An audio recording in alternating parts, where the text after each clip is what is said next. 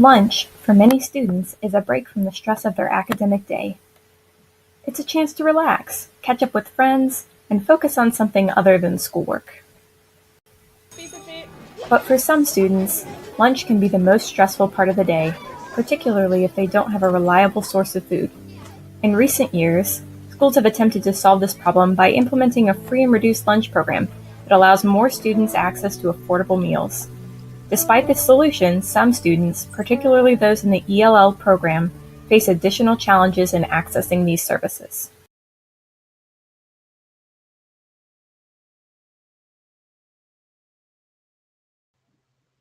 Well, I think it's huge because when free and reduced lunch, students who are part of that, it can help level the playing field. Okay, one from a nutritional standpoint, these young people are still growing, so their bodies are still growing. Their bodies need to be nourished, and unfortunately, sometimes you have in real dire situations. Only time a child eats is when they are in school. I mean, they'll go home and don't eat. Right. So I mean, you can't function, you can't learn if one of those if that need is not being met. Could you describe for me what the process of applying for the program looks like? There's two ways you can apply. Well, first of all, if a student is already on SNAP, TANF, some Medicaid students, they automatically receive either free or reduced meals. Okay. All right, so that's automatically done. They don't need to apply. They don't need to do anything. It's automatically. We from the nutrition office will update their account, so when they go and put their code in the cafeteria, they'll automatically pop up either free or reduced. Okay. All right. If they aren't, then they have to fill out a free and reduced application. And those applications are given out various places. You can find them online at the Charlottesville City School websites. All the schools has them in their front office, or they can stop by the nutrition office. Okay. These are the forms for the free and reduced lunch program for Charlottesville City Public Schools and for Albemarle County Public Schools. For someone who doesn't speak English as their first language, this form can be confusing. In fact, it can be confusing for students that do speak English as a first language. There are lots of specific directions to follow, and lots of statements such as, if you are eligible for this service, fill out box 4 but not box 5. It can be difficult for students and parents to navigate what this form is asking. In fact, the form is 2 pages long, but the second page is entirely directions on how to fill out the first page.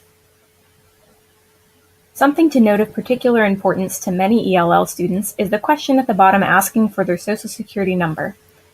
There isn't any indication of how this will be used or where this information will go, and that can be a scary prospect for many undocumented families.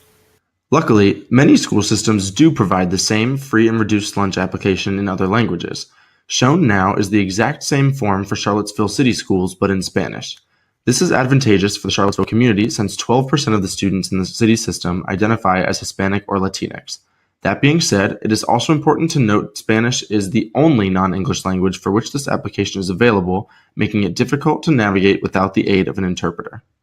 Likewise, the section on the form requesting Social Security information is still required, carrying with it the same anxieties for families of undocumented students. Additionally, other hurdles can exist, such as difficulties establishing communication between the nutrition department and the student's guardian. But I think one of the main problems is just having them to contact us if they have issues. Oh, okay. And so they might send in an application, but it's wrong. And, right. Maybe we can't reach them, or so that's been a problem. But specifically for families with ELL students, what accommodations are provided? So you said that it's available in English and Spanish. Yeah. Some families, we might have a teacher in the school who speaks both languages. Mm-hmm. They'll help them. Okay. Great. They also through other assistance programs throughout the city, we've had people help them there. Mm-hmm. So, and then if they call, we'll help them and walk them through as much as we can too. Right. The Richard B. Russell National School Lunch Act was passed in 1946 and signed into law by Harry S. Truman. The goal was to ensure students weren't coming to school hungry. Instead, students that needed it were able to receive free breakfast and lunch from a school. This was originally designed as a way to keep food prices high by giving farm surpluses to students and schools. However, today, the focus of the Lunch Act is more to help combat childhood hunger. The most recent authorization of the law is the Health Hunger-Free Kids Act, signed into law by President Obama.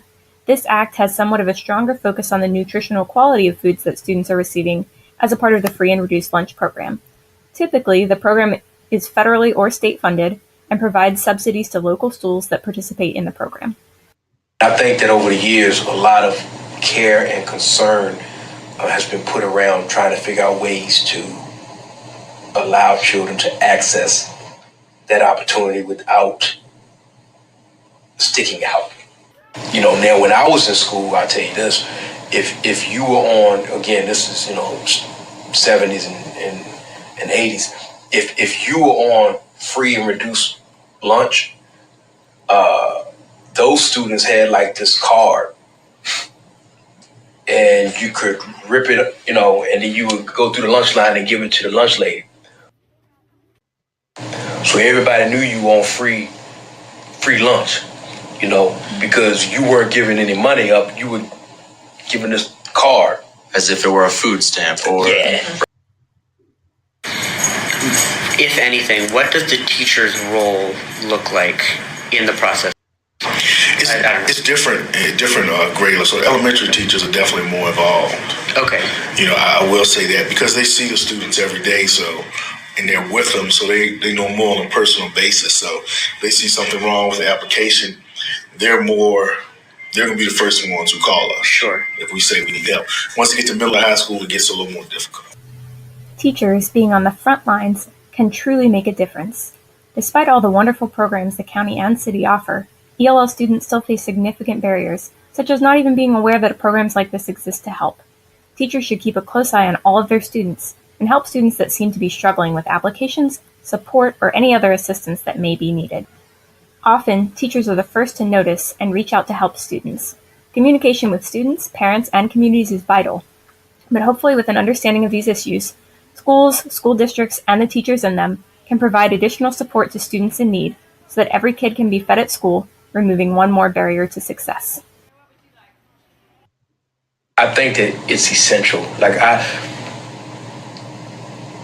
I think for some children, if they meet the requirements to receive free and reduced lunch services, if we didn't have it, I think that it would drastically change their school experience, which would drastically change kind of how they live. ELL students enrolled in free and reduced lunch programs are faced with a unique dilemma. Their difficulties speaking English in the classroom intersect with an additional struggle to meet their basic physical needs.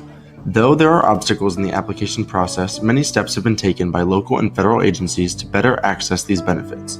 Moreover, as teachers, it is our responsibility to become familiar with these programs, the application requirements, and the potential benefit they may have for our students.